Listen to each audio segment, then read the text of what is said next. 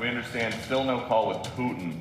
Is that a day one or week one call? No, he wants to meet, and we're setting it up. President Putin wants to meet. He's said that even publicly, and we have to get that war over with. That's a bloody mess. There's President-elect Trump there on plans to meet with Russia's President Vladimir Putin. I'm joined now by his incoming national security advisor, Mike Waltz of Florida. Congressman, thank you so much for joining us this morning. Let's start with that. The president said he's working to set up a meeting with Putin. How soon do you expect that to happen?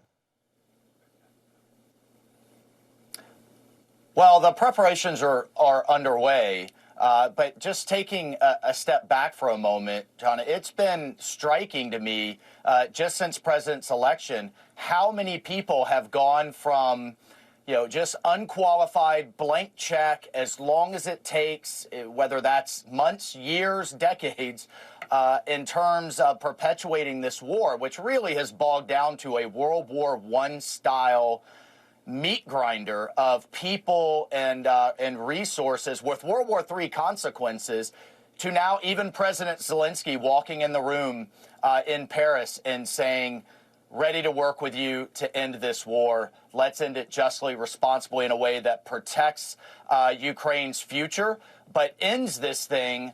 And so the entire world can move on from it. So from President Trump's perspective, you can't enter a deal if you don't have some type of relationship and dialogue with the other side. And we will absolutely establish that in the coming months. Do you anticipate, will the first meeting with Putin be just Trump and Putin, or will this be trying to bring in Ukraine as well, Zelensky, Putin, and Trump? Well, we haven't set the exact framework for it yet. We're working on that, but I do expect a call for at least in the coming days and weeks. So that would be a step. And we'll take it from there. I will say, the other thing that we're going to need to see is really stabilizing things on the battlefield. And one of the things that we'll be asking of the Ukrainians is they have real manpower issues. Their draft age right now is 26 years old, not 18. I don't think a lot of people realize that. They could generate hundreds of thousands of new soldiers. So when we hear about morale problems, when we hear about issues on the front line, look, if the Ukrainians have asked the entire world to be all in for democracy, we need them to be all in for democracy. And they certainly have fought bravely. They certainly have taken a very noble and tough stand. But we need to see those manpower shortages addressed. This isn't just about munitions, ammunition, or writing more checks. It's about seeing the front lines stabilized so that we can enter into some type of deal. President-elect Trump had, of course, said that he could have the war ended even before he took office. I assume that's not going to happen. We're just 8 days away from him being sworn in. What is the realistic time frame for at least a ceasefire in Ukraine? What do you think? What's the goal? Well, we would like to see a ceasefire in any minute, any day. I think that would be an incredibly positive first step on both sides. And that would then allow us to enter into the framework of some type of negotiated solution here. Everybody knows that this has to end somehow diplomatically. I just don't think it's realistic to say we're going to expel every Russian from every inch of Ukrainian soil, even Crimea. President Trump has acknowledged that reality, and I think it's been a huge step forward that the entire world is acknowledging that reality. Now let's move forward. How do we no longer perpetuate this conflict, and how do we no longer allow it to escalate in a way that drags in the entire world? We're already seeing North Korea. We've seen grumblings from South Korea. This thing could expand, and that's what we have to stop. And let me ask you about another major conflict on your plate, the efforts to get a hostage deal with Hamas. What are the prospects there? Do you think that can get done by the 20th? Those negotiations are literally happening as we speak. Hamas is completely isolated. They always expected the kind of cavalry to come from the north and Hezbollah, which has now been decimated and destroyed. We just had a huge positive movement with the election of General Aoun in Lebanon.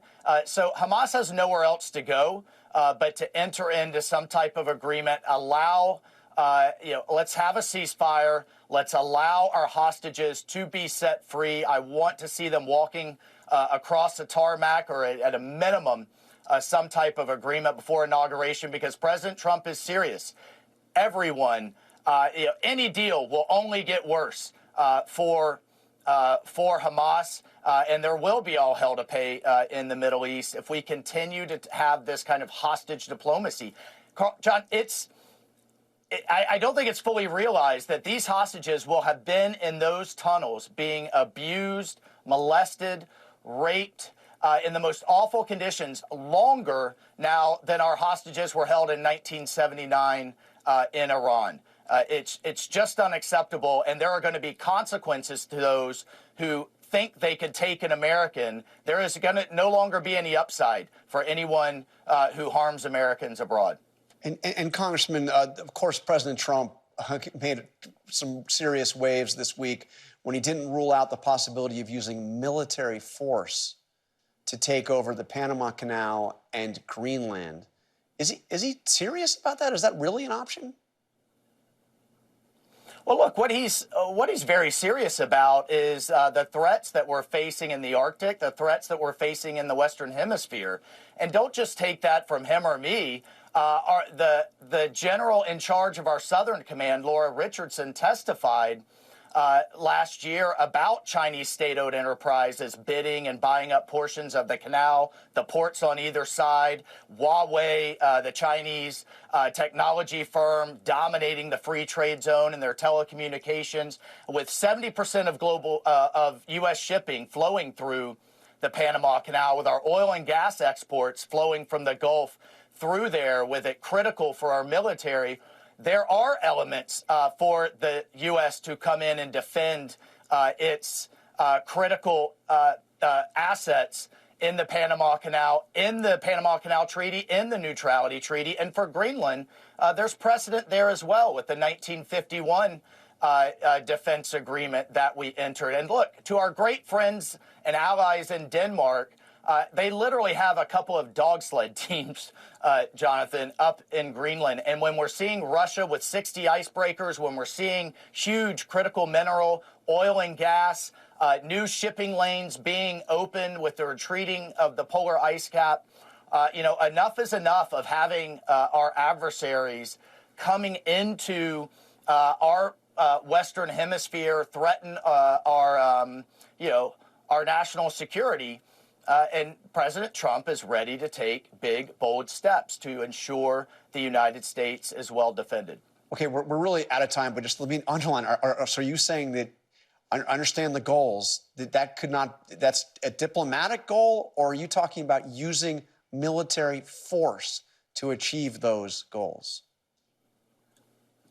Well, look, President Trump is always going to leave all options on the table, but there are a number of things we can enter into to amend those existing agreements. We're hearing from the Greenlanders that they are pushing towards independence, which would allow all types of other avenues. But President Trump's never going to take an option off the table, unlike, frankly, his predecessor. So when it comes to our national defense, that is paramount to the commander-in-chief. All right, Mike Waltz, a lot more to talk to. We hope to have you on soon after you take office. Appreciate your time this morning.